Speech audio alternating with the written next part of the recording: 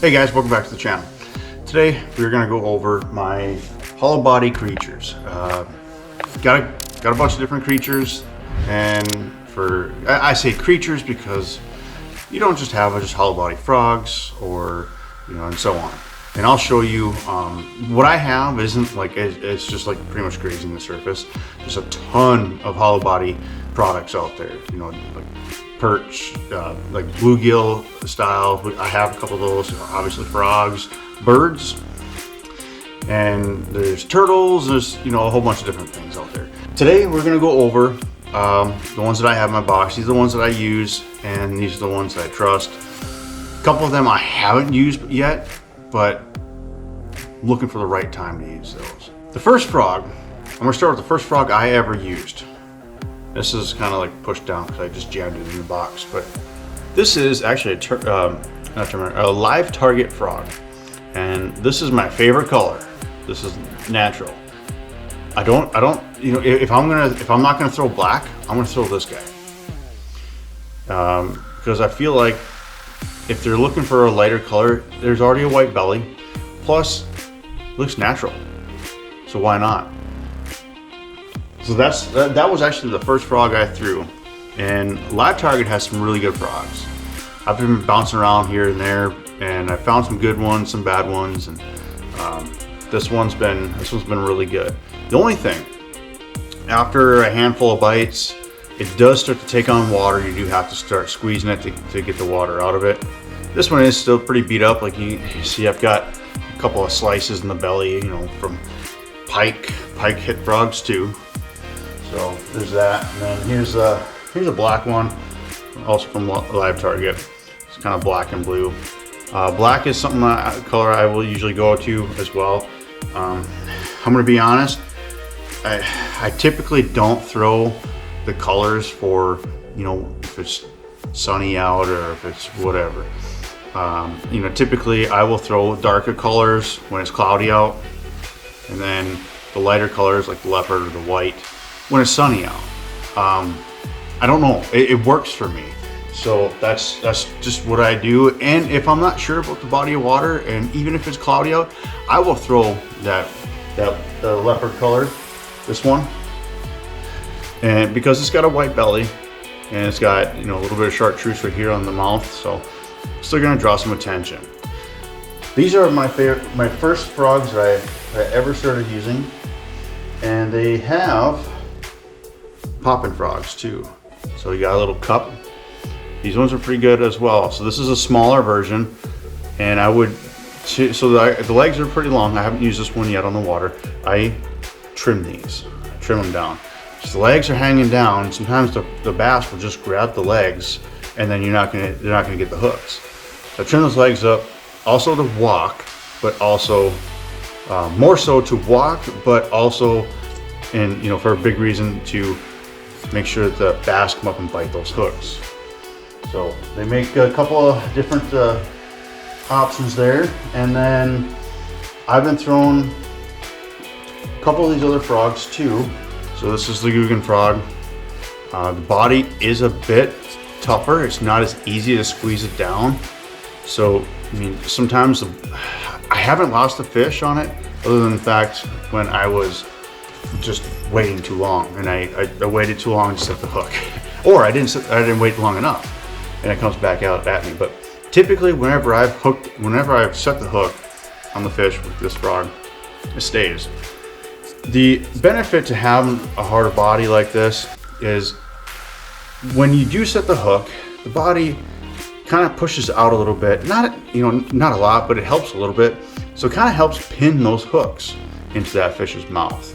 That's kind of the way I see it, and it looks like that way when I get the fish in the boat and I look into its mouth and unhook it. And they have there's a bunch of different colors for frogs. Like I said, this is my favorite color.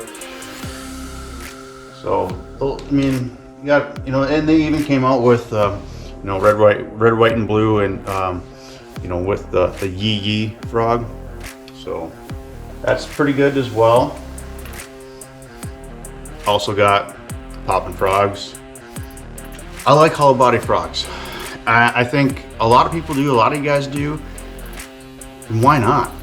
Those bites are just the excitement and the anticipation of that bite. Love that too.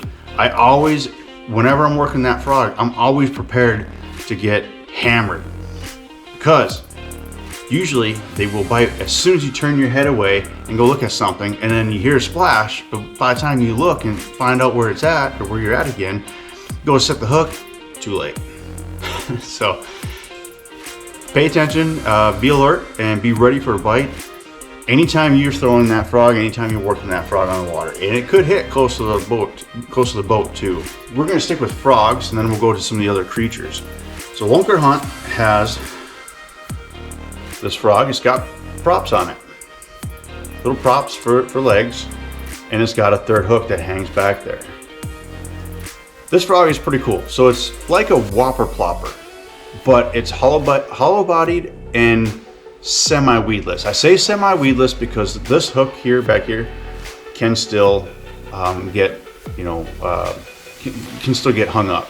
And with these legs that move around like propellers, they do grab, some weeds or some vegetation as you're bringing it in too. But really good action with these, and they float. They're hollow body. They float, so you don't have to burn it really quick to keep it on top of the water like a buzz toad, or when you've got a bait with the treble hooks on it.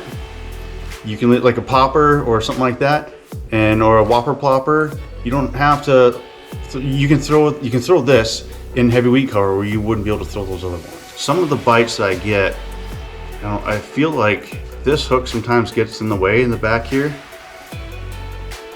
I don't know. I've lost a few fish on it. That could just be my error though. But it does get a lot of bites. I'll tell you that. Got a black one in that one too. Love those frogs. Next, we're gonna go to another prop style bait, and so we have this one here. Now, also by Lunker Hunt. It's got twin frog hooks here, and this just looks like a bluegill. Hollow body, floats obviously, and you got propeller back here too. So, I mean, not too much else to say about this. It's just kind of like the other one. It's just, it's a bluegill. Sorry, I'm covering up the front for you guys. It's a bluegill, and it's got a prop and it moves water on top. I have played with this, not enough, but I have played with it some, and it does get some pretty good bites. The hookup ratio isn't too bad either, and this is actually pretty weedless, because I mean, look at where those hooks are. They're not getting any vegetation unless you pull it in there and then push it down. This is also another bluegill style bait, and if you look at it, there's the hooks. This is the bottom. There's the top. It's just a bluegill. And from time to time, bluegills will die. And what happens when they die is they float to the top and they lay like this. So the bass is looking at this. He sees a dead bluegill. You're gonna go up there and eat it.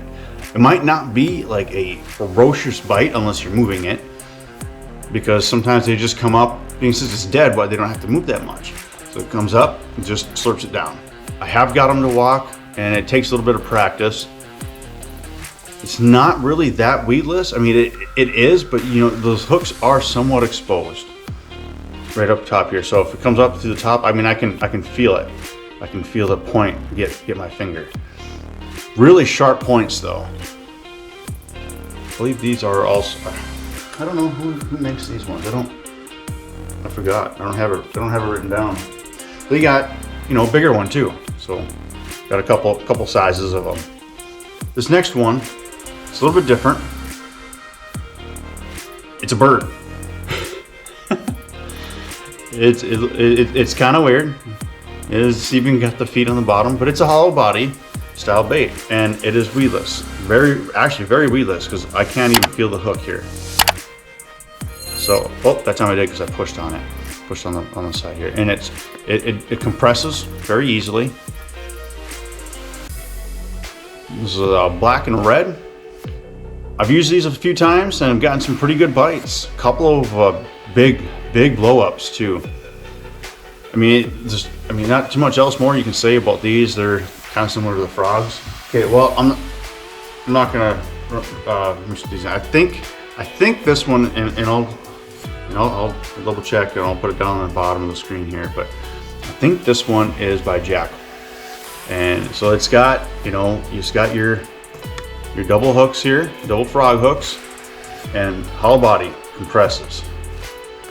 And then it's got a tail here, soft plastic tail, little keeper in the back there. Something different. Same thing. It's kind of imitating a bluegill. It is a little bit longer of a body for bluegill, but it's still kind of imitating a bluegill, and probably like a dying bluegill or a fleeing bluegill. Here's another one.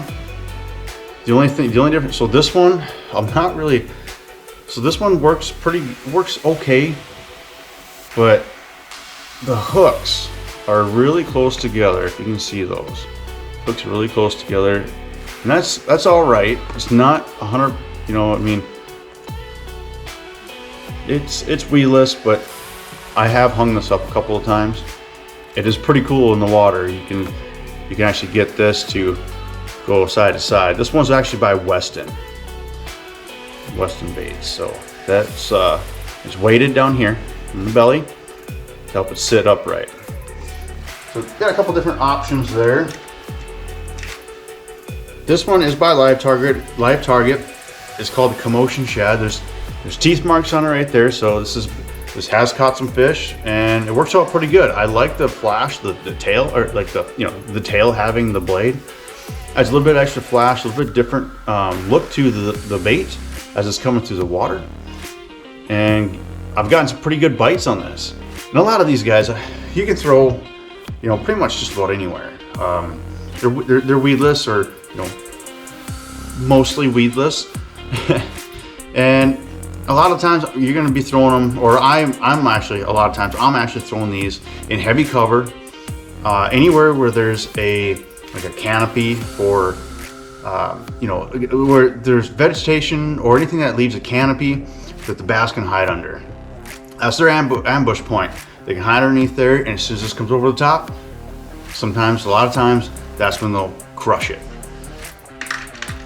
Yeah, this one, so I think I said already, this was the Commotion Shad from Live Target.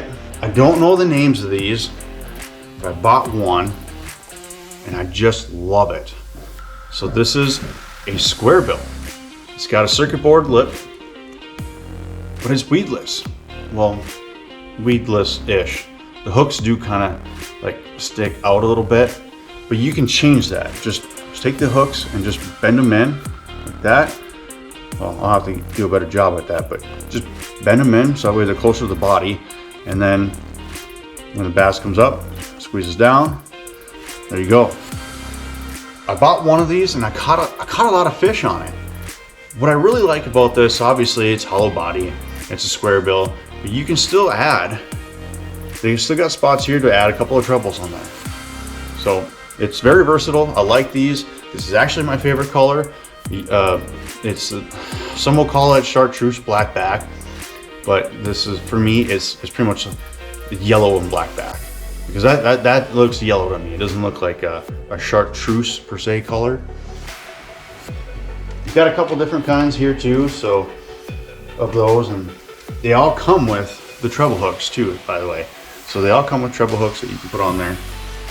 And like I said, I don't remember the name of them, but I'll put it down here in the bottom of the screen for you guys so you can look them up and try one out if it interests you.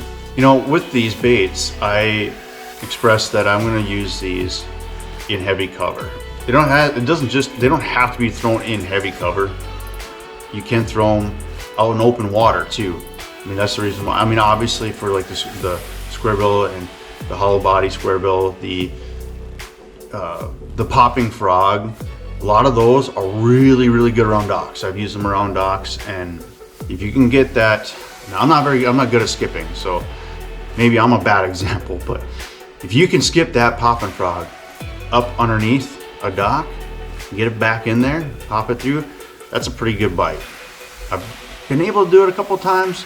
Like I said, I'm not a very good dock skipper. Something I gotta practice and get better at.